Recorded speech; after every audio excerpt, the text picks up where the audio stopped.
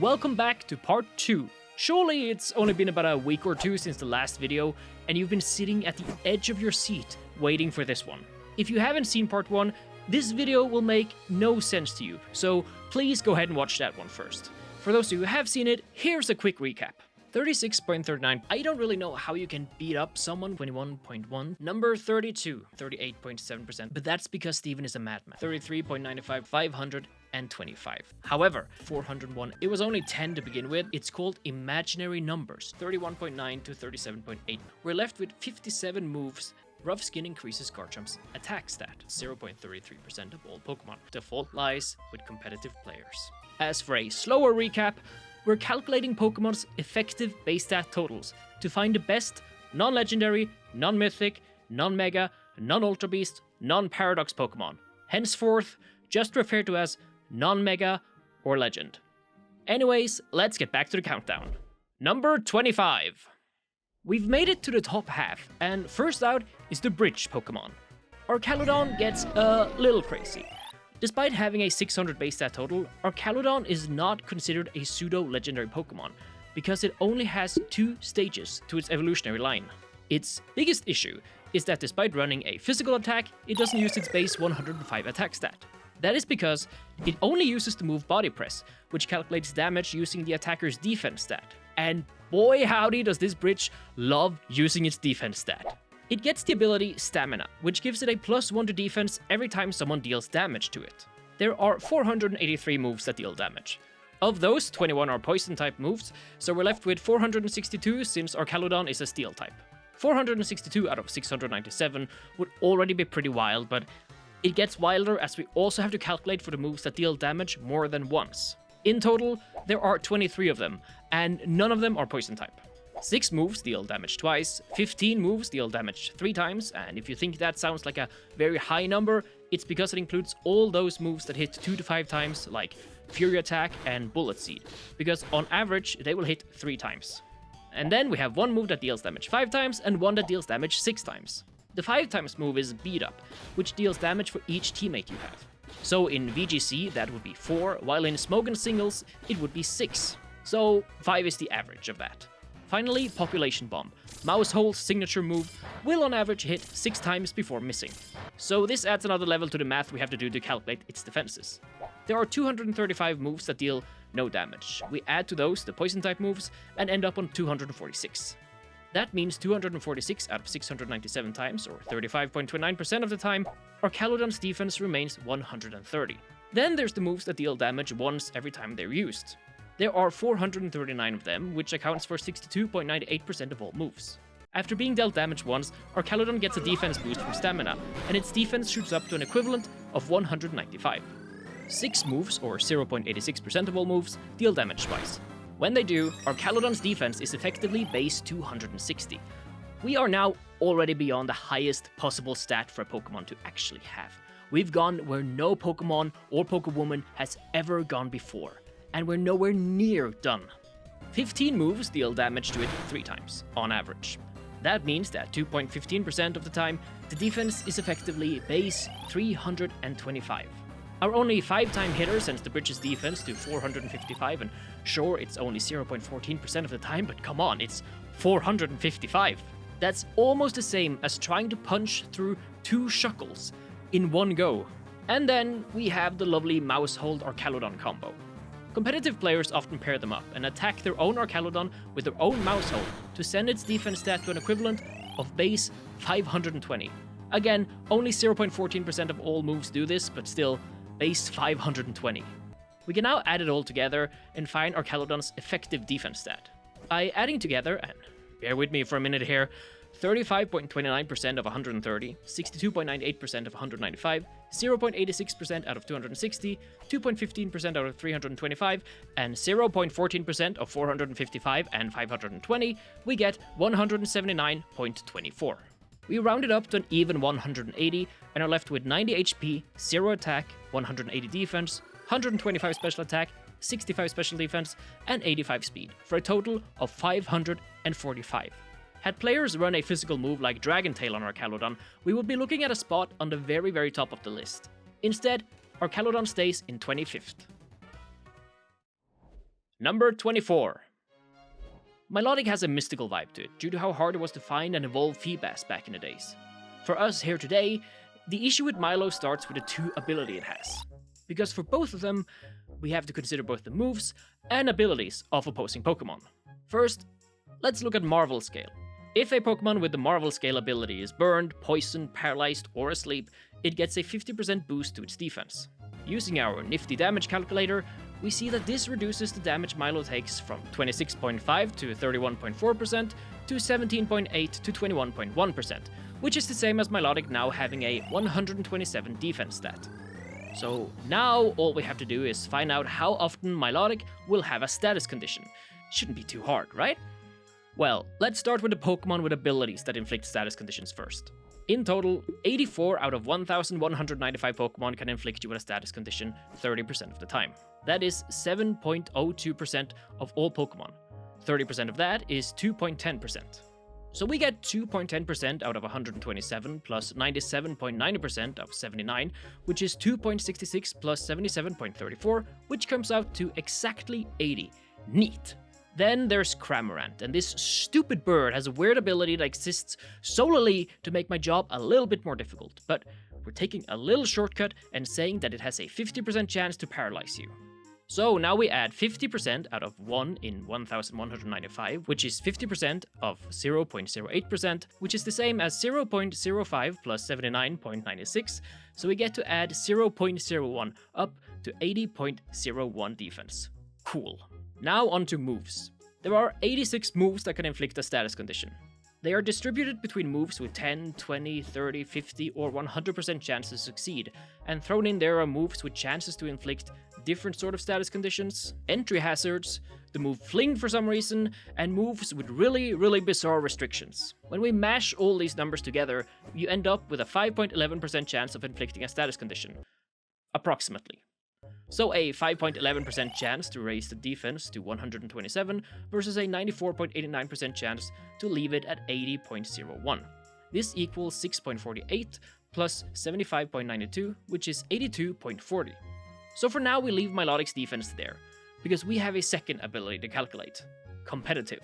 Every time a competitive Milotic stat is lowered by an opponent, competitive raises Milotic's special attack by 2 stages. So we once again have to calculate both moves and abilities. As we did in the last video, we calculate this as if every single stat reduction results in a +1 to special attack instead. Let's start with moves first. There are 74 moves that can lower an opponent's stats. Once again, they're distributed between moves with different percentage chances of actually doing that. And also differences in what stats they lower, how many stages they're lowered, and some moves lower more than 1 stat. Using our trusted calculator, we find that at +1 to special attack, Milo has an effective special attack stat of 160, while at +2, it is equal to 218. When we add together all the moves that can give us a +1 to special attack, including the odds of it occurring, we get 5.32% of 160 plus 94.68% of 100, which comes out to 103.19.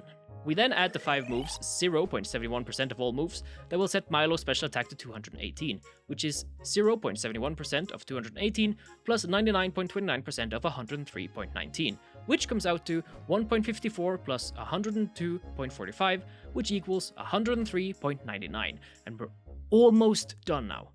But there's also the 54 Pokemon that can lower our stats with the use of their abilities, including, once again, Cramorant. This is mostly done via Intimidate, but there are other abilities too, like Gooey. 54 out of 1,195 Pokemon come out to 4.51% of all Pokemon. That gives us 4.51% of 160 plus 95.49% of 103.99, which is 7.21 plus 99.30 or 106.51. After all this, I have a brand new hatred for Milotic, and we have all the numbers we need to finally calculate its effective base stat total. By adding the 2 defense stats together and dividing by 2, we get 80.7, and for the special attack, we get 103.25. We round those up and get 95 HP, 60 attack, because of course this noodle gets flip turn, 81 defense, 104 special attack, 125 special defense, and 81 speed, for a total of 546, 1 point above Archaludon. Number 23.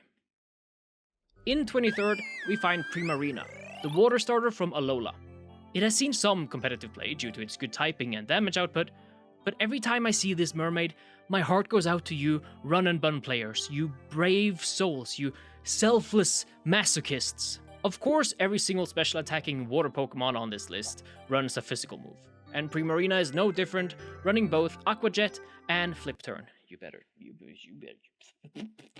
But then she has two abilities players run. The first one is Torrent, and it's the first time we've seen the water version of this, but the theory is the same as with Blaze and Overgrow. A boost to its water attacks if its HP is below 1/3 of its max HP. For Primarina, that means having an effective attack stat of 120, and a special attack stat of 198. Of course, only 33.33% of the time, meaning Torrent Primarina has an effective attack stat of 89.31 and a special attack stat of 149.98. But then there's the other ability, Liquid Voice. Liquid Voice turns all sound-based moves into water-type moves, but for some inexplicable reason, it doesn't give them the 1.2 times power boost increase that abilities like Aerialate gives. The only explanation I can find is that Arceus secretly hates water and is a staunch Team Magma supporter. It does give stab to those moves though, but it's not like it didn't already have stab on water-type moves. It doesn't change things the same way Protean or Libero does. So, unfortunately, all it manages to do is forcing us to divide Primarina's offensive stats into two modes.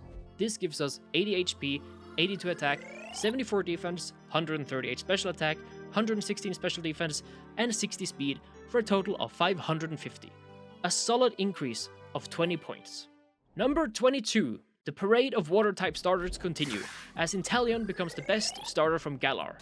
It is, once again, a water-type Pokemon running a physical move. You competitive players have got to come up with something new this season. This gimmick is getting very old.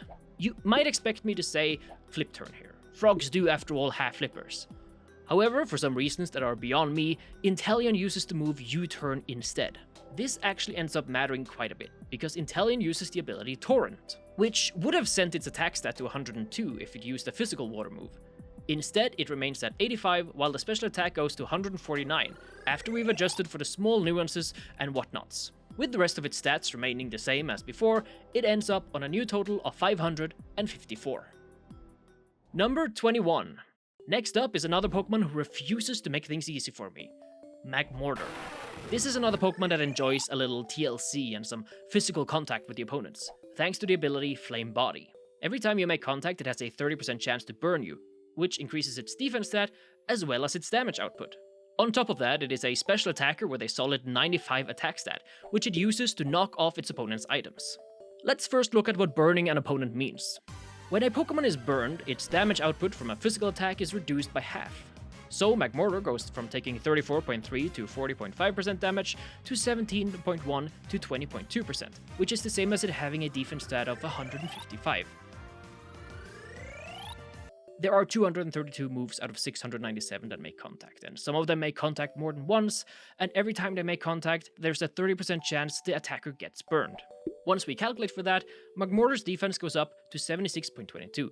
But not every Pokemon can be burned. 111 Pokemon, either due to their type or ability, are immune to the effects of Flame Body. So once we remove those, which make up 9.28% of all Pokemon, we're left with 75.35. But burning the opponent is not only good news for our defenses, it is also great news for our offense. Every turn, the burned opponent loses 1/16 of its health, or 6.25%. That means whenever our opponent is burned, Magmortar's attack goes up to 126, and its special attack goes up to 157. Some clever math tells us that there's a 10.51% chance to burn our opponent, so when we adjust for that, we get 98.25 attack and 128.36 special attack. We remove the 111 unburnable Pokemon, and we're left with 97.94 attack and 128.04 special attack. Finally, we round everything up. We're left with 75 HP, 98 attack, 76 defense, 129 special attack, 95 special defense, and 83 speed, for a solid total of 556, up 16 points from its BST, 3 points from the next great threshold. Number 20. Welcome to the top 20 of all non-legendary, non-mega Pokemon. Let's go back to Hoenn and their beloved water types. This time it's Walrein, the sheer cold spamming walrus. It's sometimes a special attacker and sometimes a physical attacker, because Glacia gave it swords to dance with. So we once again have to keep both of those stats. If you haven't figured it out yet, most Pokemon from here on out are mixed attackers. Unfortunately for Walrein, it also gets viciously bullied for being a bit chubby, so Game Freak gave it the ability Thick Fat, which, honestly, a very rude thing to do. Porky, hog, fat ass, double wide, butterball, those sorts of things, right? But Thick Fat does come with some nice defensive boosts, as it lowers damage from fire and ice type moves by 50%. Since Walrein has the same defense and special defense, we save some time on calculating. You see, I've learned. I am twice as powerful as I was last time we met. With Thick Fat, both Walrein's defenses shoot up to an impressive 198.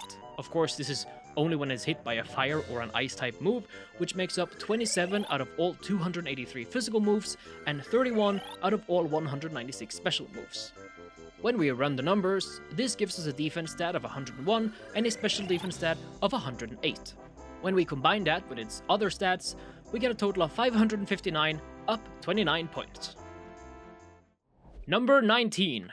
In 19th place, we find a Pokemon that gets my favorite ability as its hidden ability, Serperior.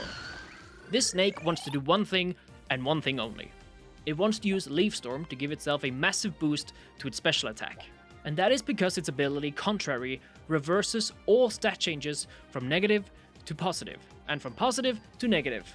So now we have to, oh man, we have to do so much math here. First, Serperior is technically run as a special attacker. Unless your name is Hayden, of course. However, we cannot discount the physical attack either, because we are still in the 9th generation of Pokemon, where most people run Serperior with the move Terra Blast, which will be physical if your attack stat is higher than your special attack stat.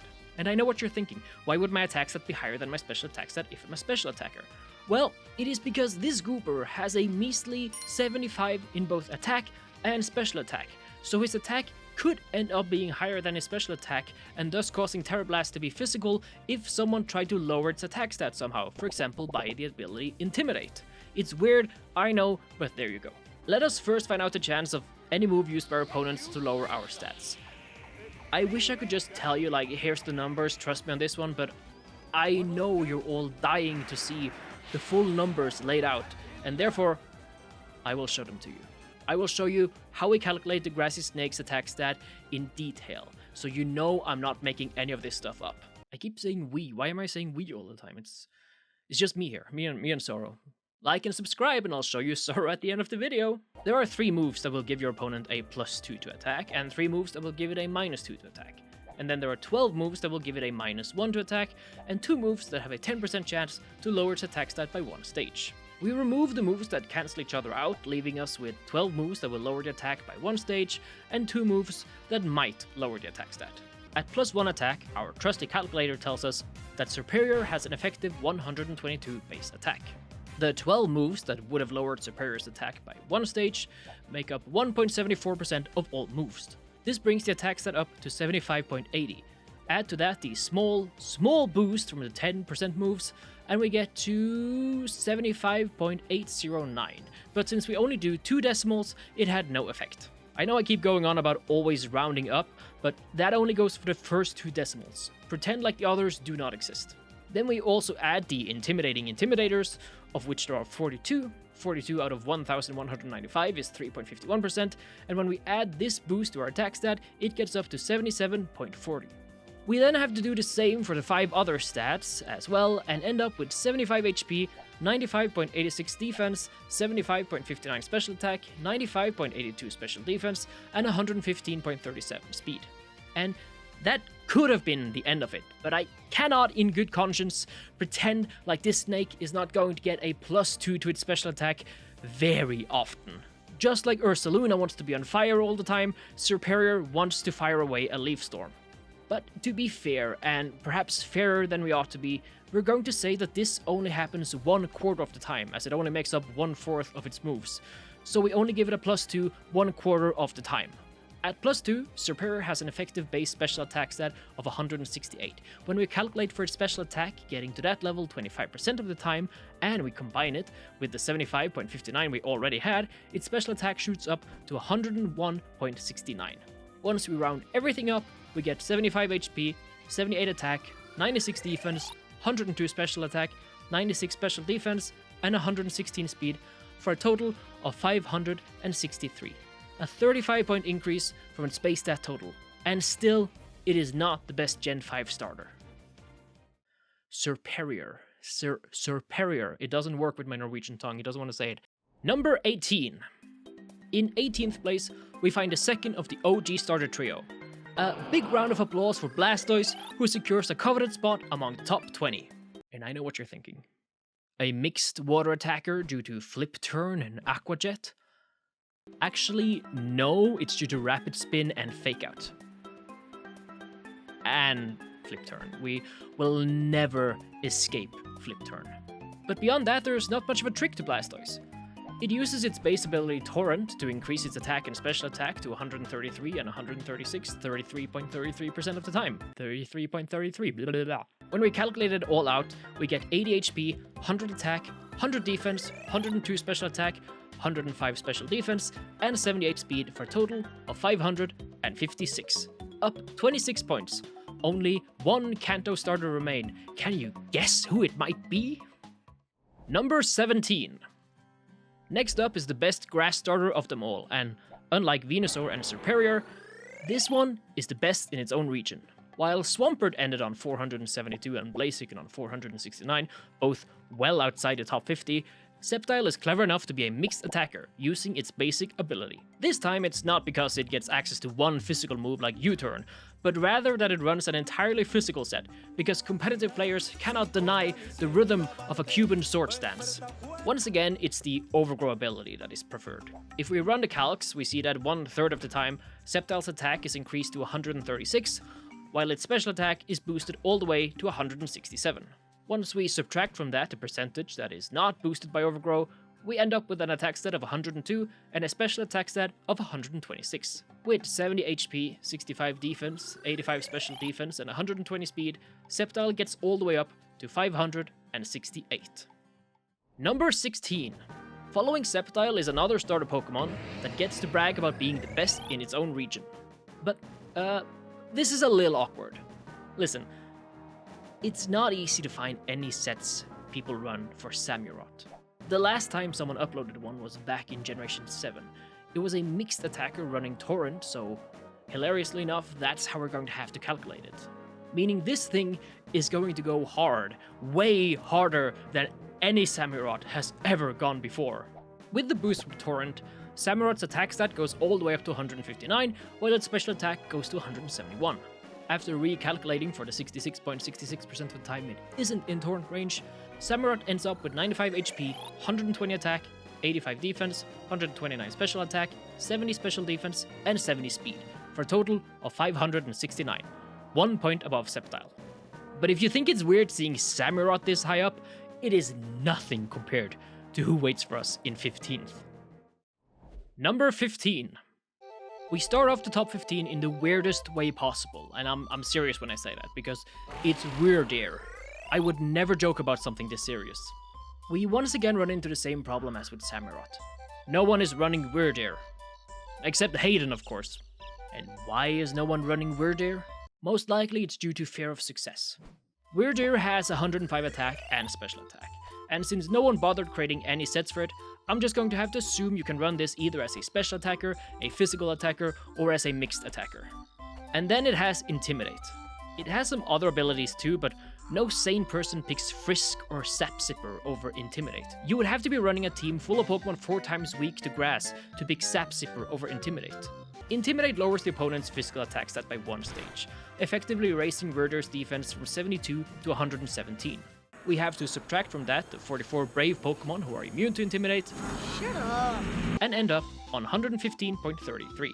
When we add everything together, we end up with 103 HP, 105 attack, 116 defense, 105 special attack, 75 special defense, and 65 speed, for an effective base stat total of 569. 569! And the entirety of the competitive scene, minus Hayden, of course, can't find a way to use Wyrdeer? What is wrong with you people? 569 is really good, and it's good enough for a 15th spot on the list.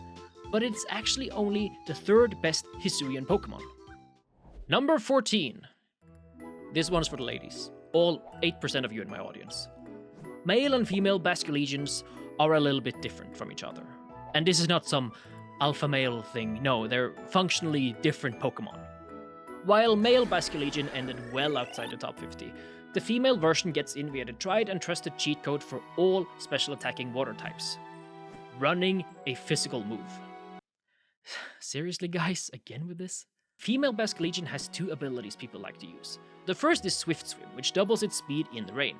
Unfortunately, it rains very rarely in my spreadsheets, with only 4 Pokemon and 1 move making it rain. When it does, Swift Swim Basculegion speed goes up to 178, which in reality means it goes from 78 to 78.44. But then there's the other ability, Adaptability. Adaptability increases your same type attack bonus from 1.5 to 2.0. So with Adaptability, its physical attack goes from 92 to 130, and its special attack goes from 100 to 142. Since we have to divide this onto 2 abilities, this becomes 111 attack and 121 special attack, and sends female Basculegion to an impressive 571 effective base stat total. That is a full 97 points better than their male counterparts. Go, ladies! I can't do it. Woo! Go, ladies! Number 13. Finally, we do get the last Kanto starter. Thanks to it being run as a physical sweeper, thanks to Belly Drum, and Blaze giving it a solid boost to its offenses, Charizard becomes the best fire starter of all time. And are you really surprised? Really? After all these years, after everything they've given him, after he finally got a win in a major tournament, are you really surprised that Nintendo threatened possibly to send someone to my house if I didn't find a way to say something positive about their golden boy? The math for Charizard is quite simple. When it's in Blaze range, it has 135 attack and 173 special attack, which becomes 101 and 131 when calculated for it not always being in Blaze range. With 78 HP, 78 defense, 85 special defense, and 100 speed, Charizard ends up on 573, up 39 points from its original base stat total. Okay, so since I recorded and did all the math, Solar Power Charizard has become very popular in doubles, but I'm not doing revisionism, then this video would never come out.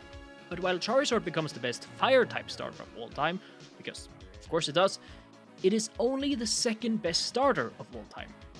There is a certain someone with even more protagonism in his blood who took its place 12 years ago. But before we get to that... Number 12. Remember the first time you faced Lance and he threw out a Pokemon you hadn't seen before?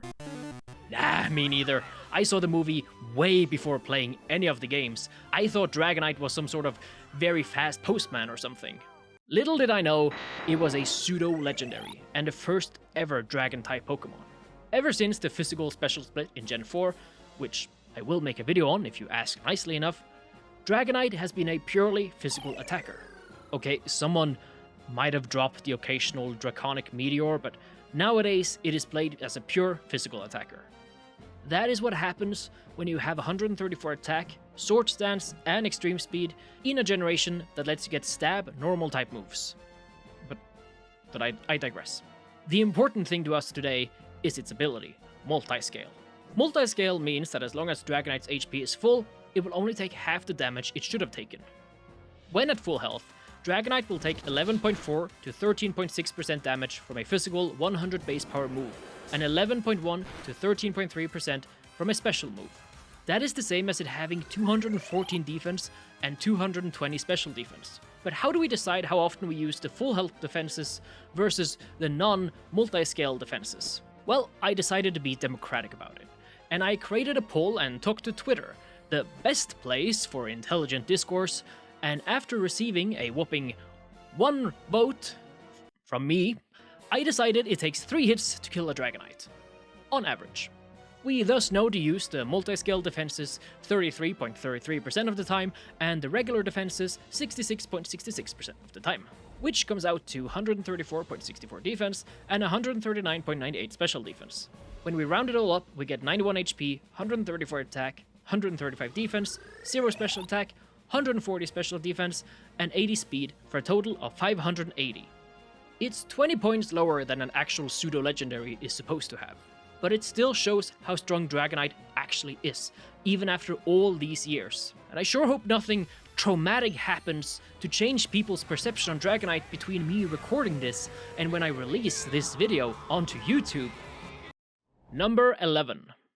Just missing out on the top 10 is another pseudo-legendary. It is one of only 2 non-dragon type pseudos, Tyranitar. Again, since the split in Generation 4, no one has ever considered using Tyranitar as a special Pokemon. Do I have to say it? Okay, I'll say it. I'll say it one more time. Except Hayden, of course. But despite losing 95 points right off the bat, this is still an amazingly strong Pokemon. And once again, the secret lies in its ability. Sandstream sets up a sandstorm when Tyranitar enters. This does 2 things. It increases Tyranitar's special defense, since it's a rock type, and it deals damage to the opponent. I mean, Sandstorm does a bunch of other stuff as well, but that is not really important right now. Let's calculate Tyranitar's special defense first. When the Sand is up, a 100 base power special move will deal 14.3 to 17% damage to our non-Godzilla Pokemon. Without the Sand, it would be 21.4 to 25.2% instead. That is the same as Tyranitar's special defense being 156. But weather setting abilities are a bit weird. You see, they're tied to the speed stat of a Pokemon. So if a slower Pokemon comes in the same turn as Tyranitar, that Pokemon's weather is set instead. So, how many Pokemon are going to overrule Tyranitar's Sandstorm? 5. Out of 1,195. 0.41% of the time, we're not getting this boost from Sandstorm. And then we also add to that the 8 Pokemon with abilities that shut off weather, namely Airlock and Cloud9, bringing the percentage up to 1.08%. Ultimately, this is entirely meaningless, as it doesn't lower the stat below 155. Oh well. Now on to calculating the increased damage. Every turn, Sandstorm will deal 1/16th damage, or 6.25%, to every Pokemon that is in Rock, Ground, or Steel, or has an ability protecting it. In total, there are 284 Pokemon immune to Sandstorm's damage, 46 due to their ability, and 238 due to their type. And then we also add the 5 Pokemon that will prevent the Sandstorm from ever happening, and get to 289, meaning that 906 out of the 1,195 Pokemon will take the extra damage. That's 75.81% of the time, Tyranitar's attack is adjusted to 167, while it remains at 134, 24.18% of the time. When we run the numbers, we get 126.60 plus 32.40, which gives us an attack stat of exactly 159. Add it all together, and would you look at that, I have deceived you, because Tyranitar and Dragonite end up on the exact same effective base stat total of 580. Definitely didn't make an error the first time around and had to redo this section, but was too lazy to redo the entire Dragonite part. No, sir. But I say this with 100% certainty. You would have never guessed who kept them out of the top 10. Number 10. My wife's favorite Pokemon is Tangela. And Tangela is cute and all, and it actually has an impressive effective base stat total of 481, which is really good for a non-fully evolved Pokemon. And remember, that is without an item like the Eviolite. Tangrowth, on the other hand, is a beast of a Pokemon. When the distinguished men and women of culture who designed the 4th generation of Pokemon designed Tangrowth, they didn't stop for a second to think about what the base they were designing out from was. Should they keep the original stat distribution and make sure it was a special attacker? Nah, screw that. Give it 45 more attack so that it can slap hard with a power whip. Now we suddenly have a mixed attacker. But they weren't done coming up with great ideas. No, let's also give it 35 more HP so that it can take a hit or 2. And then you get to Generation 5, and Junichi Masuda himself takes one look at Tangrowth and says, that Pokemon needs Regenerator as much as Basculegion needs to wait 3 more generations before it gets to evolve. At level 100, Tangrowth has 341 HP. Assuming you go in and out at least once, we add 33% to that, which is 114 more HP. Remember, always round up when you're doing this. Feed your brain that dopamine from seeing big numbers. This gets us to 455 HP, which is the same as it having an effective HP stat of 152. With all other stats kept intact, this gets us to 587, a 52-point increase, and a huge, huge victory for all Italians all across the world. Number 9. But while the Italians might be celebrating, the French are doing one better. Because Greninja, the objectively best starter of all time, gets U-turn and amazing special moves, making it a lethal mixed attacker. But that is not all. It also gets 2 of the most busted abilities of all time.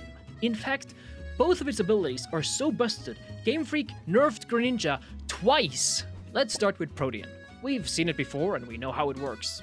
By ensuring you always get stabbed, it gives an enormous power boost to Greninja's moves. Its attack stat shoots up to 151, and its special attack stat all the way to 165. And funnily enough, had it not been for the second busted ability, Greninja would have been the second best Pokemon of all time. But, unfortunately, Battle Bond actually drags it down quite a bit. Where do I even begin with this? So, when Gen 7 released, if you downloaded the demo onto your 3DS, you got to play through the start of the game with a special Greninja on your team. Known amongst fans as Ash Greninja or Satoshi Greninja if you're a massive nerd, unlike me.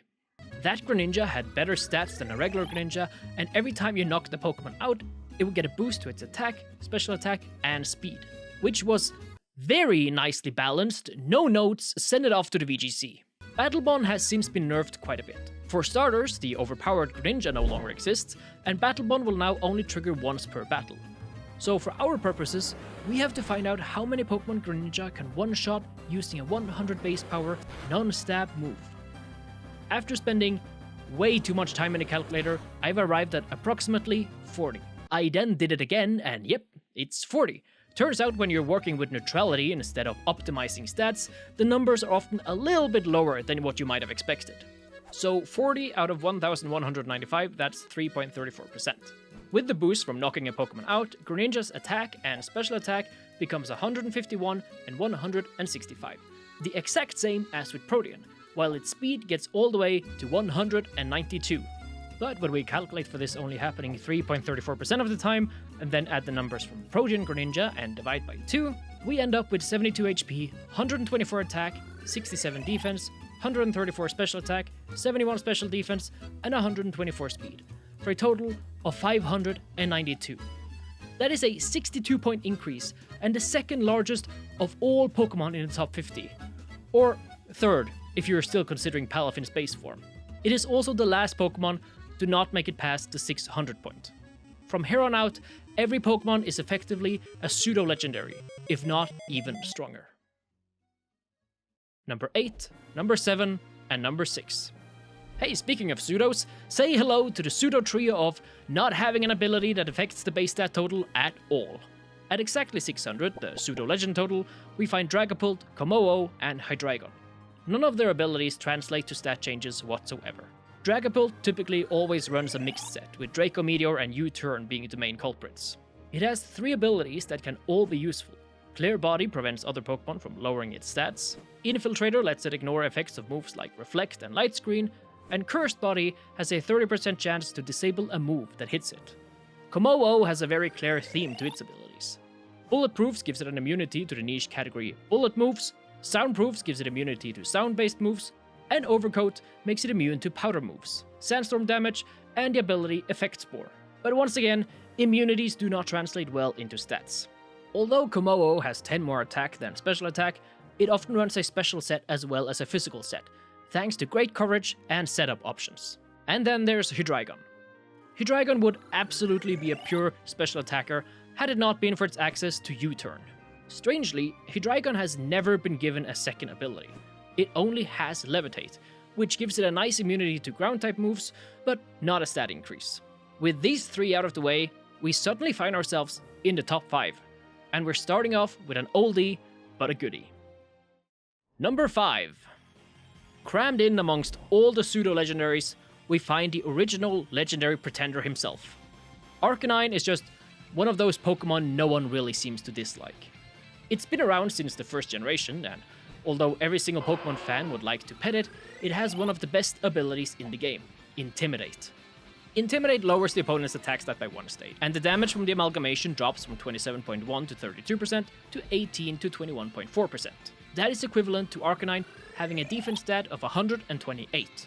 Once we remove the 44 Pokemon that are unaffected by Intimidate, we're left with 126.22, which we round up to 127.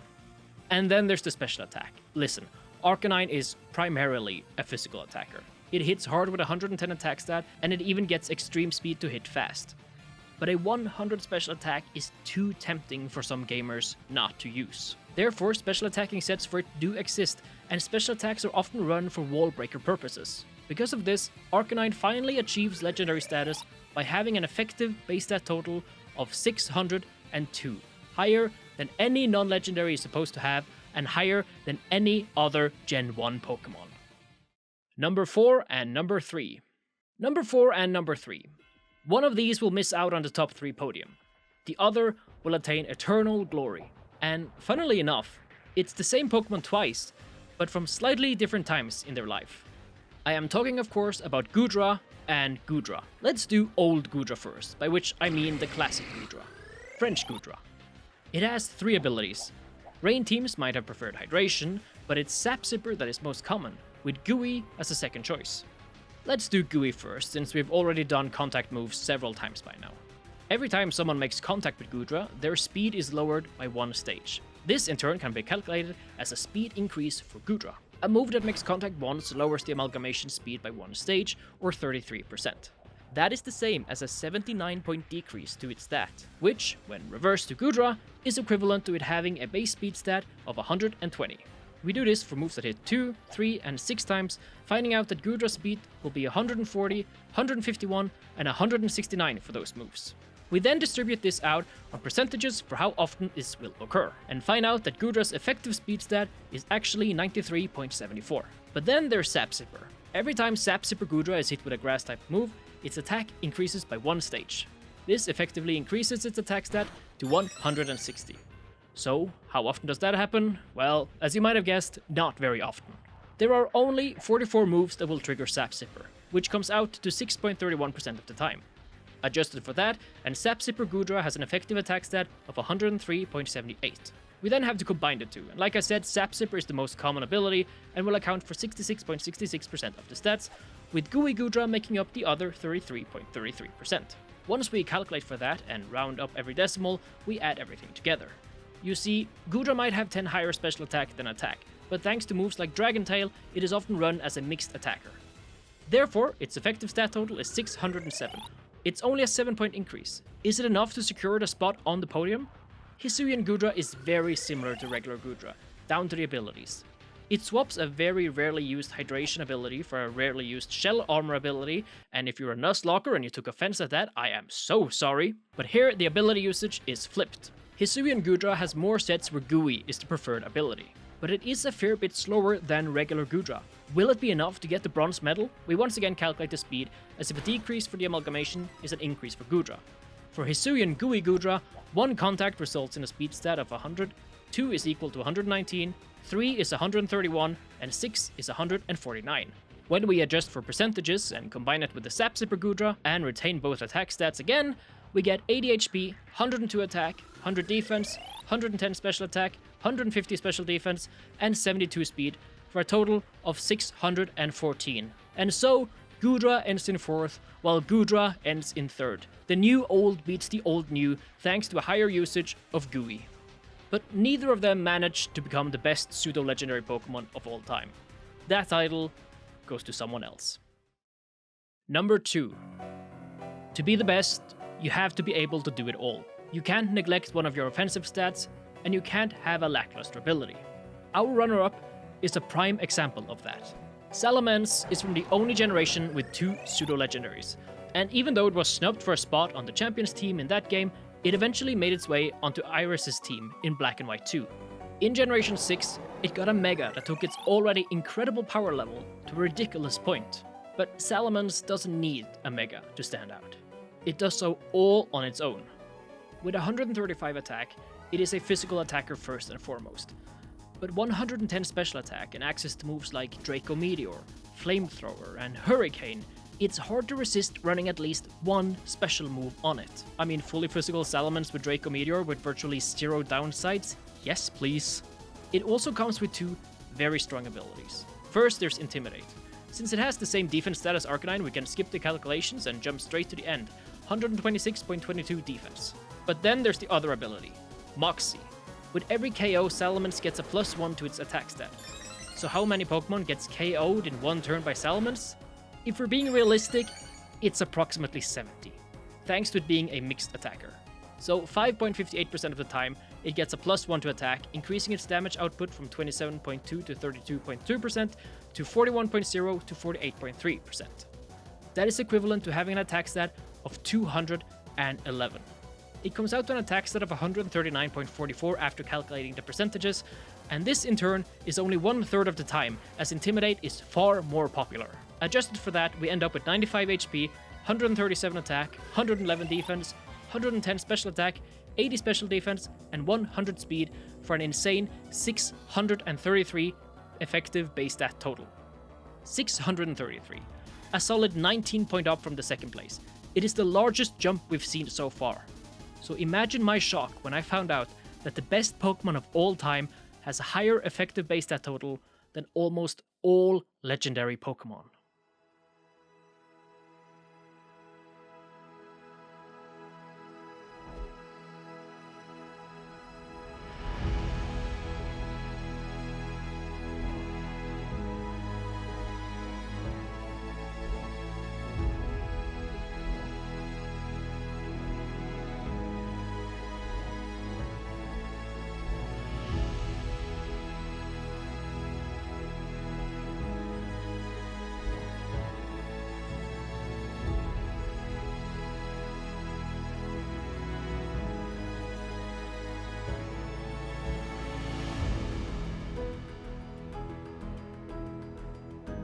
Number 1.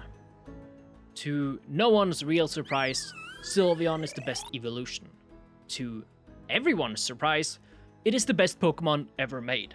And you know why. It's thanks to its hidden ability, Pixelate.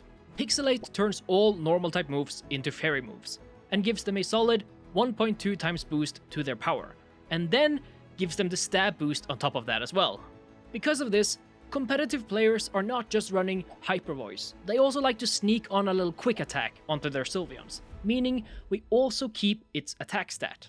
With the boost from Pixelate, Sylveon's special attack damage goes from dealing 23.1 to 27.2% damage to the amalgamation, to 41.3 to 48.6%, which is the same as it having an insane 213 special attack. Meanwhile, the attack stat goes from a weak 65 to 132. With 95 HP, 65 defense, 130 special defense, and 60 speed, this comes out to a staggering 695. It is simply in a class of its own, with its 170 point increase from its base stat total. The greatest Pokemon of all time is an evolution. Now will you please give us another one? Thank you so much for watching. Don't forget to explain to your dads that Sylveon is the best Pokemon ever. Don't forget to screenshot every single frame of this video and hand it out to people on the subway on your way to work tomorrow. And most importantly, don't forget to always round up your numbers. Until we meet again, so long. Okay, I hope you've enjoyed these videos. I cannot even begin to explain how difficult this was to make. Again, I'm not a mathematician, I'm not a statistician, electrician, or any of the other ishins out there. I'm not particularly numerically gifted. I made spreadsheets and I filled them in with tens of thousands of manually entered data points over months and months of work, and I've been working on this video for months now. If you did enjoy it, I would love it if you let me know down in the comments. I mean it, I read all of them, and I genuinely enjoy hearing what people have to say. If you click the like button, that also makes the number bigger, which, you know, serotonin makes me happy, very good. And right next to the like button, there should be like a subscribe button. Maybe you want to click that one as well. The next video should take a lot less time to make, so see you again in 5 months, maybe? I don't know. Yeah, let's say 5 months. I have so many bad ideas for videos. Subscribe so you'll get more knowledge you did not want. Anyway, see you next time. Also subscribe to Hayden while you're at it, and tell him to stop making my life difficult. Okay, bye!